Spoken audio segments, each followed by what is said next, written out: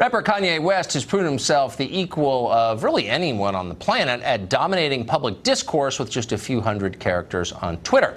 2 weeks ago, he tweeted this, quote, "You don't have to agree with Trump, but the mob can't make me not love him. We are both dragon energy. He is my brother. I love everyone. I don't agree with everything anyone does. That's what makes us individuals, and we have the right to independent thought." Well, that was a bomb that went off, and he's been under attack ever since. What does it mean? Take 3 steps back. The Kanye interlude. Can we learn something from it? Jason Whitlock has been watching carefully. He's an anchor at FS1. In a recent op-ed, he called Kanye's statement, quote, "one of the best tweets of all time." He joins us tonight to explain what he means. Jason, what do you mean by that? Why is it one of the best tweets of all time? Well, I think what Kanye is trying to do is open Black America's mind to the fact that perhaps we've chosen a bad strategy by swallowing all of the Democratic Party and liberalism whole. I say in my column in the Wall Street Journal that in the immediate aftermath of the civil rights movement in the 1960s, Democrats marketed to us liberalism as the solution to all of our problems. And liberalism now is like the cigarette. It's been marketed us the same as the cigarette. Fashionable, sophisticated, it's supposed to be liberating. But I think it needs a Surgeon General's warning, hazardous to your family and all the values you were taught as a child. I think us as African Americans, we have to examine, why are we the only ethnic group that has gone in wholly with one political party? No one has to compete for our votes. Exactly. We are chained to an ideology that just isn't working over the last 50, 60 years. Liberalism, the swallowing of it whole. Our families have been destroyed. Our children lost and confused. Our Black men incarcerated and emasculated. And we've moved away from the traditional values that have always defined us. I think we've made a mistake. Well, the thing about politics is if you give your vote away for free, you don't get anything in return. And so maybe the hysterical reaction to the Kanye West tweet is the reaction of a party that knows that once people figure that out, like, it's got a major problem on its hands. So you need to tamp down any independent thought immediately, or else it could get out of control. And it's being tamped down as viciously as anything I've ever seen. You know, when they call in the great writer Ta-Nehisi Coates, basically, I call him the overseer of Black thought. He's there to keep everyone in line with the groupthink that the only solution is liberalism for Black America's problems. If that were the case, our problems would be being solved much faster, because 95% of us are afraid to even admit that we have conservative values, and we've moved away from our church upbringing. We've been the most religious people in America for years, hundreds of years, and we're moving more secular. We're moving away from the church. Our religion now is liberalism, and the Democratic Party is our church, and it's just not working for us. So if Kanye West, who's like not just one of the most popular Black Americans, but one of the most popular Americans just across the board, if he doesn't stand a chance of just raising this question, because it's a totally valid question, then who does? Well, actually, he does stand a chance, because when someone like Kanye speaks out, he creates space for others to speak out. Because anybody that has said, and you got to, Tucker, I'm a non-voter. I don't really like politics much at all. I can see why. But if you just say, you know what, I think Trump has a good idea here, you get kicked out of the Black race. Kanye's saying, I don't agree with everything Trump believes in.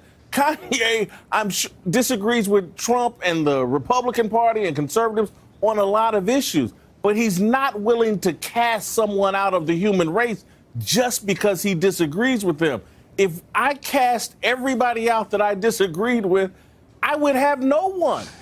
I agree. I know that feeling so well. Jason Whitlock, it is great to see you, as always. Thank you for doing that.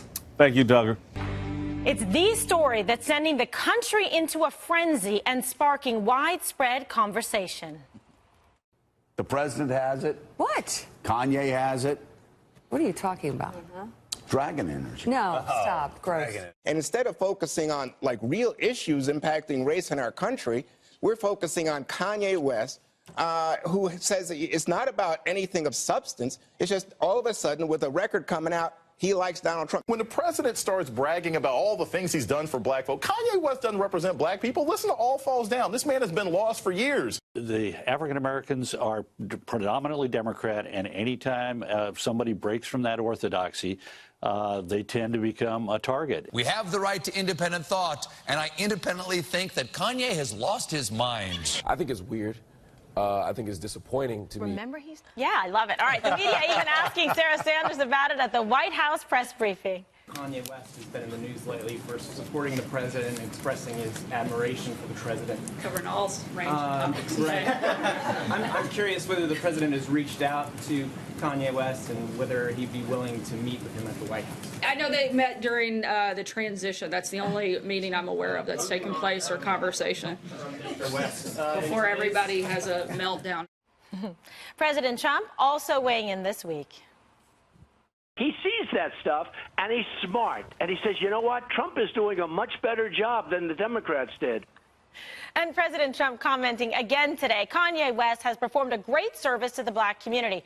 Big things are happening and eyes are being opened for the first time in decades. Legacy stuff. Thank you also to Chance and to Dr. Daryl Scott. They really get it. Lowest black and Hispanic unemployment in history. And this all started with one 7-word tweet last Saturday. I love the way Candace Owens thinks. That single tweet created a media frenzy and could be leading to a cultural shift. But the Five has a very interesting update. Candace predicted this would happen over a year ago. I first said, if you understand Kanye West, then you can understand the movement of Donald Trump. Like, it's funny to me that people can't correlate that. It's very similar. It's just anti-political correctness. All right, and joining us today, special guest on the Five, Candace Owens. Wonderful to have you here with us. We've been talking about you, and now we can speak with you. Finally, right? I've been hearing a lot of this chatter. Yeah. So you predicted this a year ago, and now you become part of this cultural shift. Right. That's exactly right. Look, I could be a little biased. I love the way Candace Owens thinks as well. But this is really bizarre. And I knew that it was going to be Kanye West to sort of break through this matrix and this group thought on the left, because the one thing that he advocates the most for in his music is independence. And that, to be quite frank, that is now a position on the right. To be a conservative means that you allow independent thinking. They do not allow that on the left whatsoever. So it's curious to see. This is the beginning of what is going to be a very interesting time in Black America. Yeah, and Greg, when this first happened, we talked about it here, obviously, on the Five, and you say, wait, something's going on here. This seems to be a cultural shift. You didn't feel it was like a publicity stunt or anything like that. Well, it's, you know, people will call you a hypocrite if you say, well, you know, when celebrities talk politics, you tell them to shut up because what do they know? You're an actor, just act. But this is different because this comes with a cost. It comes with a cost to his reputation, to his fan base, and to album sales. When people say he's doing this to promote album sales, they don't know his fan base because this is going to hurt him. So he didn't choose the typical cuddly issue that would get him love and props like climate change or bullying or gun control. He chose the most harmful issue, the most divisive issue, which is putting his arms around President Trump. So that takes a lot of guts. And I do think it reflects, you were on Dave Rubin's show there. You're seeing a change also in the intellectual dark web, as they call it. These shows like Dave Rubin, Sam Harris, Scott Adams, Joe Rogan. People are seeking another place to find the truth because they're tired of the narrative. And I think this is part of that. I think you overstate the I'm trying to overstate it, Geraldo. President Trump got 8%. Geraldo's saying you're overstating something. Here's a fact. I cop to that, but here's a fact. President Trump got 8%. 8% of the African-American vote, which was a bit of a spike from what Mitt Romney got, 6%. You know, race and politics, you know, race is politics, politics is race in this country. Van Jones, the CNN commentator, said on election night that this was white lash. There was white lash on one side, and there was, you know, people of color on the other side. I think that the ferocity of the reaction to Kanye West's support of President Trump and of you, Candace, is a measure of that. I agree, because you're saying Romney was at 6%, Trump's at 8%. If you can go to 10% for a Republican candidate nationally, that brings all different kinds of counties in play. And with the country divided the way it is, I mean, that razor margin could really have a significant impact. Before we start, I want to get one thing clear. What show did you do, Candace, first on Fox News? Before Kanye tweeted me, it was Water's World that saw me, so I do have to give them a little bit of credit here. Establish that. Also, on behalf of Juan Williams, I'd like to say I'm sorry. I wish he was here today. We all wish Juan was here today. He's some really nasty. I beg your pardon. I put a hurt on him. He's still recovering. Yeah, he's got some bruises. I would say one thing. I think Kanye and Donald Trump have so much in common besides the dragon energy. Right. They both thrive on controversy. They're both very egotistical. They're both loved and they're both hated. They both kind of drive their supporters crazy, but they also make their supporters dance. And he says that this isn't political, Kanye. He says it's not about Republicans, it's not about Democrats, it's about independent thought.